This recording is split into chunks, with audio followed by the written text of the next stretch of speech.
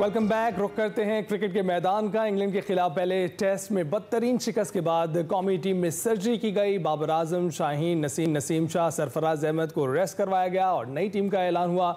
अगर कहा जाए कि सर्जरी की गई तो कहना गलत ना होगा। और सर्जरी का पाकिस्तान के समरात, पाकिस्तान की जो टीम है उसमें समरात नज़र आना शुरू हो गए हैं। और पाकिस्तानी टीम ने 3 बरस बाद, 3 बरस से भी शायद ज़्यादा अरसा हो गया, उसके बाद होम ग्राउंड पर जुमे के रोज़ पहला टेस्ट जीता और पाकिस्तान ने इंग्लैंड को 152 रन से शिकस्त देकर 3 मैचों की सीरीज 1-1 से बराबर कर ली है।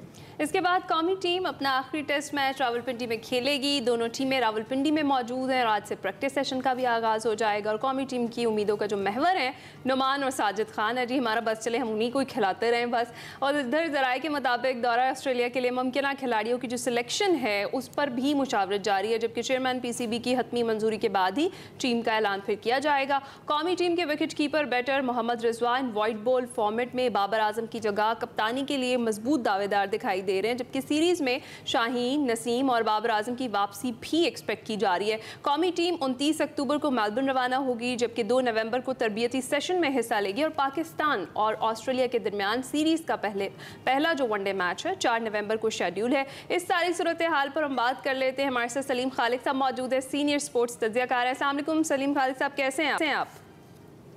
वालेकुम अस्सलाम। अब तो आप लोग खुश होंगे जीत मैच। हम प्रेडिक्ट करके गए थे कि भाई इंशाल्लाह हम जीत जाएंगे, तो फिर क्या कहेंगे? जिस तरह से आपने अपने कॉलम में लिखा है कि प्रोफेसर आकिब जावेद के फॉर्मूले हैं, तो वो फिर रंग ले आए हैं फाइनली?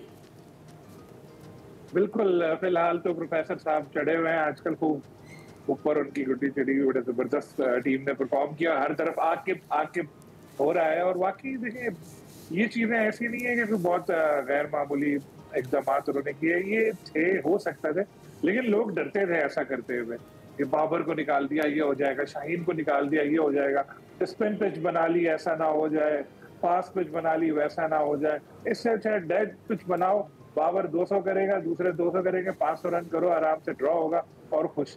तो ये पॉलिसी थी, लेकिन जो ये एक इस तरह की चीजें थी इनको खत्म किया उन्होंने।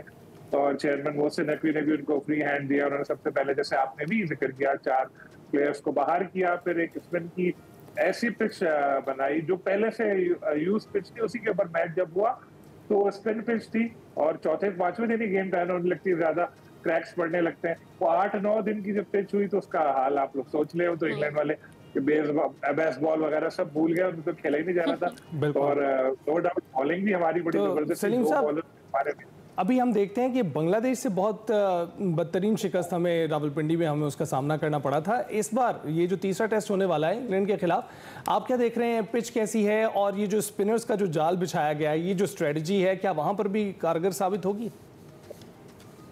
देखिए उतना नहीं होगी गेम टर्न जितना मुल्तान में हो रही थी। जैसे मैंने आपसे भी कहा कि वो क्योंकि 2 मैच उस पिच पे हुए थे, इस वजह से क्रैक्स तो पड़ते 8वें-9वें दिन तक तो बहुत बुरा हाल हो जाता है पिच का ना। यहाँ एक नए सिरे से पिच बनाई जा रही है, लेकिन वही आकिब जावेद ने कोशिश शुरू कर दी है और अलीम डार उनके साथ हैं, तो दोनों मिलकर अपनी निगरानी में बनवा रहे हैं। और बड़े यूनिक चीजें का काम कर रहे हैं लोग। बड़े पंखे लगाए हुए हैं वहाँ पे, ड्रायर रखे हुए कि पिच हीटर्स के पिच खुश्क हो जाए। पिच खुश्क होगी, शुरू से स्पिनर्स को मदद मिलेगी, तो ये काम तो हो रहा है। होपफुली इतना नहीं तो 50% भी अगर स्पिन के लिए साजगार पिच हो तो पाकिस्तान का एडवांटेज होगा, क्योंकि हमारे स्पिनर्स इंग्लैंड के स्पिनर से बहुत अच्छे हैं। लेकिन टॉस जीतना भी फिर जरूरी होगा, फिर टॉस जीत जाए फिर उसके बाद ही। अच्छा सलीम खालिद, जिस तरीके से हम अभी सर्जरी की बात कर रहे हैं, जिस तरह से हम कह रहे हैं कि आकिब जावेद को इसका क्रेडिट जाता है, ये बोल्ड फैसले थे, ये कर लिए जाने चाहिए थे पहले, तो क्या अगर ये सर्जरी पहले टेस्ट में ही कर दी जाती तो ज्यादा बेहतर नहीं था? बिल्कुल आप ठीक कह रही हैं, ऐसे ही होना चाहिए था, क्योंकि उससे इतना ज्यादा वो भी नजर नहीं आता कि भाई ये 20 मैच में आपने बाबर को बिठा दिया या एक टेस्ट हारने के बाद ऐसा हुआ। शुरू से डिसीजन लेते, एक आध मैच में बिठाते फिर वापस ले देंगे। मकसद है मैसेज देना। ऐसा नहीं है कि बाबर का कैरियर खत्म हो गया, शाहीन का कैरियर खत्म हो गया, इंशाल्लाह वापस आएंगे, अभी आप उनको खेलते हुए देखेंगे, लेकिन मकसद है मैसेज देना कि भाई आप टीम से, क्रिकेट से बड़े नहीं हो, आपको भी बिठा सकते हैं। बदकिस्मती से पिछले 4-6 साल से ये मैसेज दिया जा रहा था कि बस यही प्लेयर हैं, ये खेलेंगे तो जीतेंगे, नहीं खेलेंगे तो नहीं।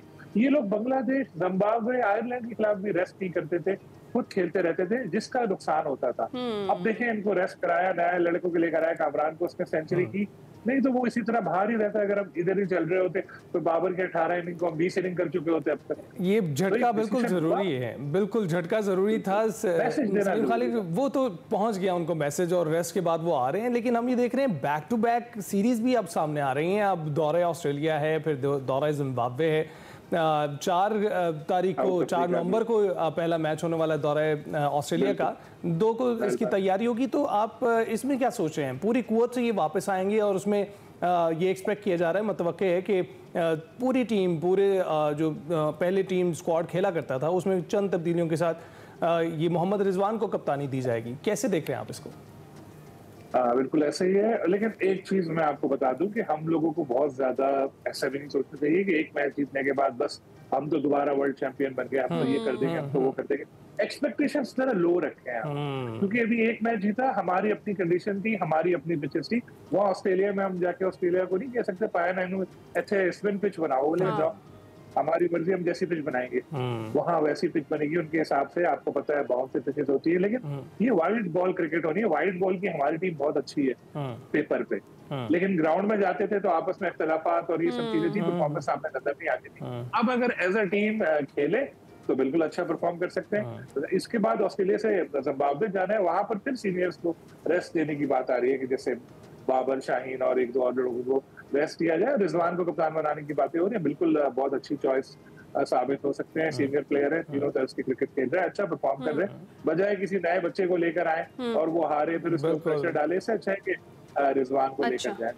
तो सलीम खालिद साहब, बेस्ट चॉइस या स्क्वाड में किस किस की सिलेक्शन आपके अकॉर्डिंगली होनी चाहिए जो करंट इस वक्त परफॉर्मेंस है उसकी बेस पे?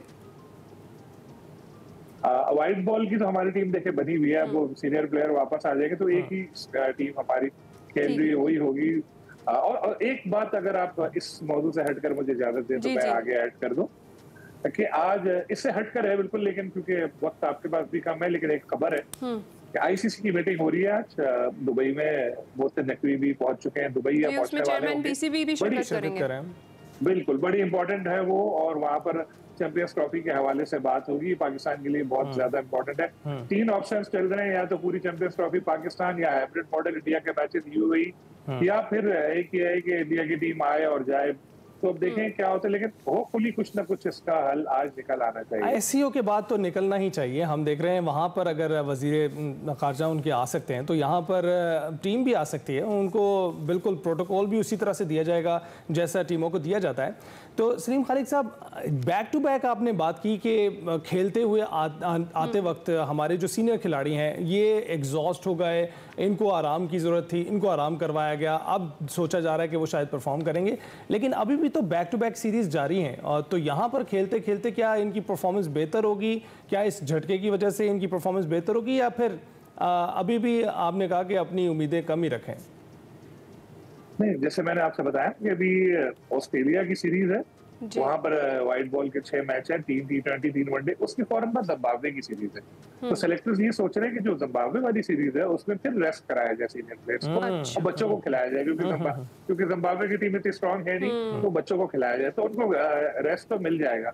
इसी तरह आगे भी होता रहेगा, रेस्ट देते रहेंगे। जो अभी तक हमें मसले का सामना करना पड़ रहा है वो ये है कि ये प्लेयर रेस्ट नहीं करते थे। ये कहते थे चलो जिम्बाब्वे के खिलाफ भी हम ही खेलेंगे, हम ही 150 करेंगे, आयरलैंड के खिलाफ भी हम ही खेलेंगे, अफगानिस्तान के खिलाफ भी हम ही खेलेंगे, बांग्लादेश के खिलाफ भी हम ही खेलेंगे। इसका मतलब हुआ ये तो खेलते रहे, रैंकिंग में 1-2 चलता रहा, लेकिन दूसरे प्लेयर सामने नहीं आते रहे। जब इनकी परफॉर्मेंस खराब हुई तो पूरी टीम बैठ गई।